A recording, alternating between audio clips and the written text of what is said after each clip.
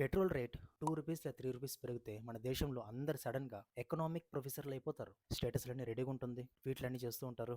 Outreach చాలా రెడీగా ఉంటుంది. అండ్ ఇది కాకుండా గవర్నమెంట్ ఫెయిల్ అయిందని, ఇది పబ్లిక్ మీద చాలా బర్డెన్ అని, ఇది అన్‌ఫెయిర్ అని చాలా చెప్తూ ఉంటారు. ఓకే.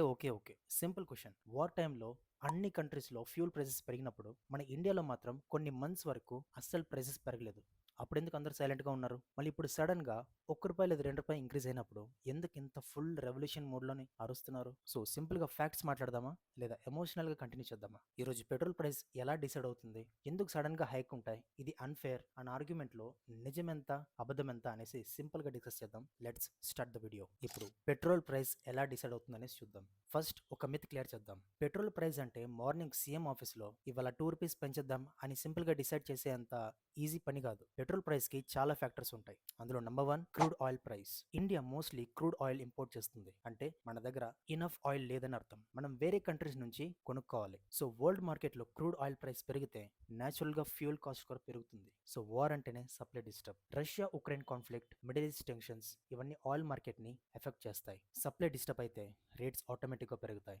ఇది సింపుల్ ఎకనామిక్స్. ఇంకా సింపుల్‌గా చెప్పాలంటే సప్లై తగ్గితే ఆటోమేటిక్‌గా ప్రైసెస్ పెరుగుతుంది. అండ్ ఇందులో second point dollar versus rupee. ఇంకో ఇంపార్టెంట్ పాయింట్ ఏంటంటే ఆయిల్‌ని డాలర్స్‌లో కొనాలి. డాలర్ స్ట్రాంగ్ అయితే మన రూపీ వీక్ అవుతుంది. సేమ్ ఆయిల్ కొనడానికి ఎక్కువ మనీ పే చేయాలి. అంటే క్రూడ్ ఆయిల్ సేమ్ ఉన్నా కూడా రూపీ వీక్ అయితే ఫ్యూల్ ప్రెషర్ అనేది ఉంటుంది. ఇది పాలిటిక్స్ కాదు, economics. And third point taxes and transport. చాలా మంది ఇది క్లియర్‌గా మెన్షన్ చేయరేమో కానీ ఈ వీడియోలో చెప్తున్నా. ప్రైజెస్ ఇంక్రీజ్ అవడానికి ఇది కూడా one of the major reason. Behind scenes and cost cutting, ఈ ట్యాక్సెస్ అండ్ ట్రాన్స్పోర్ట్ సిస్టమ్ కూడా one of the main reason అనమాట. అందులో ఏమేమి ఇంక్లూడ్ అవుతాయంటే రిఫైనరీ కాస్ట్ ఉంటుంది, ట్రాన్స్పోర్ట్ సిస్టమ్ ఉంటుంది, సెంట్రల్ ట్యాక్స్ ఉంటుంది అండ్ స్టేట్ వ్యాట్ ట్యాక్స్ అనమాట. అంటే స్టేట్ వైజ్ సీఎం ఎవరైతే ఉంటారో వాళ్ళు స్టేట్ వ్యాట్ ట్యాక్స్ అని కూడా పెట్రోల్ పైన వేస్తూ ఉంటారు. ఇవన్నీ కలిసి petrol and diesel price final price decide అవుతుంది. కాబట్టి పెట్రోల్ అంటే సింగిల్ రీజన్ కాదు, మల్టిపుల్ రీజన్స్ ఉంటాయి. ఇండియాలో ఎందుకు ఇంత లేట్ గా ప్రైస్ ఇంక్రీజ్ అయిందనేసి ఇప్పుడు చూద్దాం. ఇక్కడ చాలా మంది అడిగే క్వశ్చన్ ఏంటంటే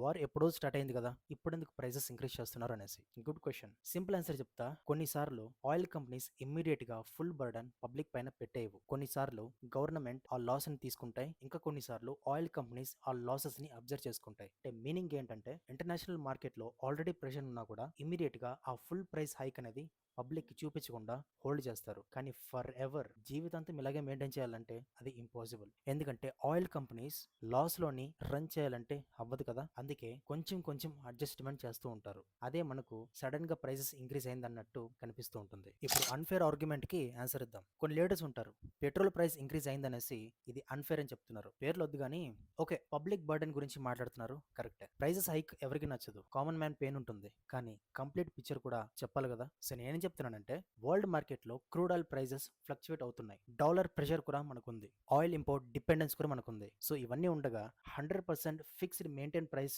చేయడానికి ప్రాక్టికల్ అంటే ఇంపాసిబుల్. మన కంట్రీ ఏమైనా వేరే ప్లానెట్ లో ఉందా? లేదే. భూమి పైన ఎన్ని కంట్రీస్ ఉన్నాయో అన్ని కంట్రీస్ లో మన ఇండియా కూడా ఒకటి. వరల్డ్ మొత్తం ఎఫెక్ట్ అవుతుంటే మన ఇండియా ఎఫెక్ట్ అవ్వకుంటే ఎలా ఉంటుంది? సో క్రిటిసిజం వరకు ఓకే, క్వశ్చన్స్ కూడా ఓకే, బట్ ఫుల్ కాంటెక్స్ట్ లేకుండా అన్ఫేర్ అంటే సొల్యూషన్ ఏంటి? సో ఇప్పుడు ఏంటి? సబ్సిడీస్ ఇవ్వాలా? ట్యాక్స్ జీరో చేయాలా? లేదా కంపెనీస్ లాస్ లో రన్ అవ్వాలా? ఇలా అయిపోతే కంట్రీ ఎకనామిక్స్ ఎలా బ్యాలెన్స్ చేస్తారు? ఈ క్వశ్చన్స్ కూడా ఆన్సర్ ఇవ్వాలి కదా. అండ్ ఇది కాకుండా కొన్ని సోషల్ మీడియా ఎక్స్పర్ట్స్ లాజిక్ మాత్రం నెక్స్ట్ లెవెల్ ఉంటుంది. కొన్ని ఎగ్జాంపుల్ చెప్తాను చూడండి.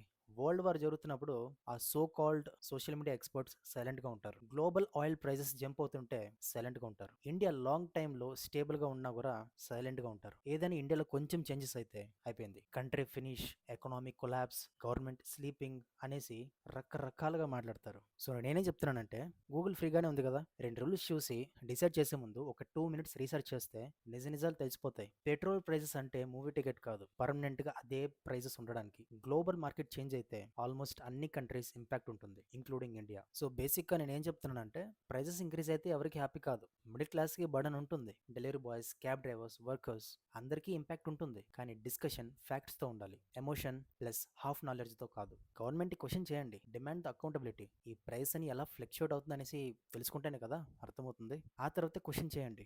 సో ఫైనల్లీ వీడియో ఎండ్ చేసే ముందు నేనేం చెప్పాలనుకుంటున్నానంటే, నెక్స్ట్ టైం పెట్రోల్ ప్రైస్ పెరిగితే స్టేటస్ పెట్టే ముందు ఒక సింపుల్ పని చేయండి. వై పెట్రోల్ ప్రైస్ ఇంక్రీజ్డ్ అని గూగుల్ చేయండి. వరల్డ్‌లో క్రూడ్ ఆయిల్ ప్రైస్ అంటే ఏంటి? డాలర్ సిట్యుయేషన్ ఏంటి? టాక్స్ స్ట్రక్చర్ అంటే ఏంటి అనేసి తెలుసుకోండి. అప్పుడు ఒపీనియన్స్ అనేది ఫార్మ్ చేయండి. ఎందుకంటే ఎమోషన్స్ టెంపరవరీ కానీ facts permanent. So video informative అనిపిస్తే లైక్ చేయండి అండ్ మీ ఒపీనియన్స్ కూడా కామెంట్స్‌లో చెప్పండి. See you in the next video. Thank you for watching. Bye by.